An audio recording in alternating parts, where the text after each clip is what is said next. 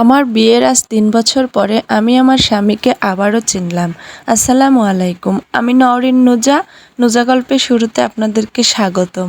এ বলেই উনি আমার দিকে নিজের ডান হাত বাড়ান। আমি বুঝতে পারি উনি আমার কোমরে হাত দেওয়ার জন্য হাত বাড়িয়েছেন।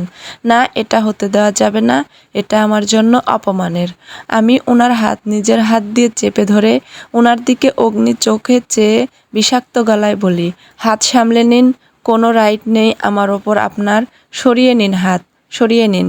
এতে রেজওয়ান আমার ২ বাহুতে হাত রেখে তড়িৎ গতিতে আমায় উল্টো দিকে ঘুরিয়ে পেছন থেকে আমার ২ হাত চেপে ধরে বলেন, আমি নিজেকে আর নিজের হাতকে সামলাবো না। কি করবে তুমি? করে নাও। মনে রেখো, রেজওয়ান শেখ, নিষিদ্ধ জিনিস বেশি। আমার হাত দুটো এমনভাবে ধরেছেন মনে হচ্ছে এই বুঝি মর করে হাড়ের কবজি, হাড় ভেঙে যাবে, খান খান হয়ে যাবে। খুব ব্যথা লাগছে আমার। আমি বেশ বুঝতে পেরেছি এই রেজওয়ান গরু কিছু নিয়ে রেগে আছে, আর সেই রাগ আমার দিকে ঝাড়ছে। আমার ওপর কেন ঝাড়ছে? আমি ওনার বউ যে সারাদিন অফিস শেষে এসে আমার ওপর নিজের রাগ ঝাড়বে? উনি যদি সত্যি হাজব্যান্ড হতেন তবে ওনার এই রাগ আমি মেনে নিতাম, ওনাকে বুঝাতাম। কিন্তু উনি যেখানে আমার ওয়াইফ হিসেবে মানেনি না, তাহলে এখানে ওনার রাগ আমি কেন সহ্য করব? আমি তাও একটু নরম হয়ে বলি, রেজওয়ান, আমার লাগছে, ছাড়ুন। আপনি অন্যদিকে রাগ আমার ওপর কেন ঝাড়ছেন? ছাড়ুন আমায়। রেজওয়ান আমার নিজের বুকের সাথে আমার পিঠ টেনে নিয়ে বলেন, হ্যাঁ ঝাড়ছি, তোমার উপরই রাগ ঝাড়ছি, আর আরও বেশি করে ঝাড়বো। ওনার উমদ বুকের সাথে নিজের পিঠ লেগেছে আমার, শরীর জ্বলে উঠছে রাগে, থরথর করে কাঁপছে আমার পা। আমি নিজের সব শক্তি দিয়ে দাঁত চেপে নিজেকে সরাতে ঝাড়ি মারি। রেজওয়ানও ছেড়ে দেন। আমি ছাড়া পেয়ে ওনার দিকে ঘুরে কোনো কিছু না চিন্তা করেই ঠাস করে একটা থাপ্পড় ওনার গালে বসিয়ে দিই। আমার নরম হাতের নরম থাপ্পড় খেয়ে রেজওয়ান তব্দা হয়ে দাঁড়িয়ে থাকেন। আমি গলার আওয়াজ বড় করে দাঁত চেপে বলি, কোন অধিকারে আপনি আমায় টাচ করেছেন? কোন অধিকারে? তাও আবার এত বাজেভাবে? রেজওয়ান শেখ, ভালো করে মনে রাখুন, আমি আপনার বউ নাই। নিজেই আমায় অস্বীকার করেছেন, তাই আমার সঙ্গে রাগ ঝাপ দেবেন না। আমি আপনার এসব রাগ পাট একদম সহ্য করব না। নিজের হাত আর মুখ সামলে নিন, এখনও যথেষ্ট সময় আছে। রাগের মাথায় তো চড় মেরে দিলাম তো, কিন্তু এখন যদি উনি আমায় থাপ্পড় মারেন তবে বিষয়টি অপমানজনক হয়ে যাবে না?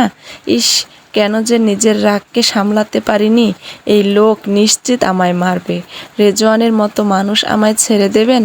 আমি ওনাকে একটি মেরেছি, এখন উনি আমায় পারলে 10টা মারবেন নিশ্চিত। কিন্তু উনি আমায় তব্দা করে দেন, উনি আমায় মারেন না। রাগে লিভিং জোনের কর্নারে থাকা একটি ফুলদানিটা ধাক্কা দিয়ে ফেলে দেন, এতে বেচারা ফুলদানি ভেঙে যায়। আর রেজওয়ান সাপের মতো ফুসফুস করে বেরিয়ে যান রুম হতে। কি হলো? আমায় মারলেন না কেন? কেন মারলেন না? সত্যি মারলেন না? সত্যি? আমি এর উত্তর কোথায় পাবো? কেন আমায় মারলেন না? হয়তো আল্লাহর হুকুম, হয়তো আমার আল্লাহ আমায় অপমানের হাত থেকে বাঁচিয়ে দিয়েছেন। আমি কিছু সময় রেজওয়ানের যাওয়ার পানে তাকিয়ে থাকি, তারপর দৌড়ে ওয়াশরুমের যাই অজু করার উদ্দেশ্যে। রসুল সাল্লাল্লাহু আলাইহি সাল্লাম বলেছেন, রাগ শয়তান থেকে, আর শয়তান আগুন দিয়ে সৃষ্টি। আগুন পানি দিয়ে নেভানো যায়, তাই তোমাদের কেউ রাগ করলে অজু করুন। তাই অজু করে নিই। যাক, রেজন লোকটা একটু হলেও ভালো আছে। আল্লাহ, কি পরিস্থিতিতে পড়েছিলাম, ছি ছি। তো আপনারা দেখছি গল্প শুধু নীরবেই শুনে যান, কেউ লাইক কমেন্ট করেন না। প্লিজ, যদি ভালো লেগে থাকে গল্পটি, পরের পর্ব পাওয়ার জন্য বেশি বেশি করে লাইক কমেন্ট করে চ্যানেলটি সাবস্ক্রাইব করে দেবেন। বাগানে ফুল গাছে পানি দিচ্ছি পাইপ দিয়ে, আর আমার কোলে নূর। ঠোঁট নাড়িয়ে একটা নাশিদও গাইছি। কিছু কিছু নাশিদ আছে যা একবার শুনলে হাজারবার শুনতে ইচ্ছে হয়, গাইতেও ইচ্ছে হয়। এগুলোতে দিনের ঘ্রাণ মেলে, ফজরের নামাজ পড়ে তেলাওয়াত শেষে এসেছি বাগানে, আম্মু আর রোজা হয়তো কিচেনে। রেজওয়ানও উঠে গেছেন দেখেছি। আল্লাহর এক বান্দা, এক ওয়াক্ত নামাজও পড়ে না। গতকাল থাপ্পড় মারার পর থেকে উনার মুখোমুখি হইনি। আমি ঘুমিয়ে যাওয়ার পর অনেকক্ষণ পর হয়তো উনি রুমে এসেছিলেন, ডিনার করে কোথায় যেন গিয়েছিলেন। আম্মুকে বলে আর্জেন্ট কাজ আছে। সকালে উঠে উনি ওয়াশরুমে যাওয়ার পরই আমি চুপি চুপি রুম থেকে বের হয়ে এসেছি নূরকে নিয়ে বাগানে। আসলে আমার একটু একটু ভয় করছে। মনে মনে ভাবি, উনি যদি আমায় আবার থাপ্পড় দেন, বিষয়টু আত্মসম্মানে যাকগে, এসব ভেবে কি লাভ? আল্লাহ আছেন, তিনি সব ঠিক করে দেবেন ইনশাআল্লাহ। রেজওয়ান ধীরে ধীরে বাগানের দিকে আসে চারদিকটা দেখার জন্য।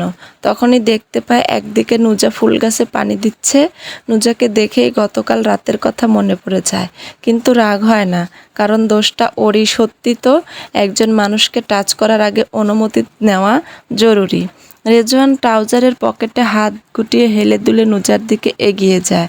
নুজার কাছাকাছি যেতেই স্পষ্ট গলায় শুনতে পায় একটি নাশিদ গাইছে নুজা গুনগুন করে।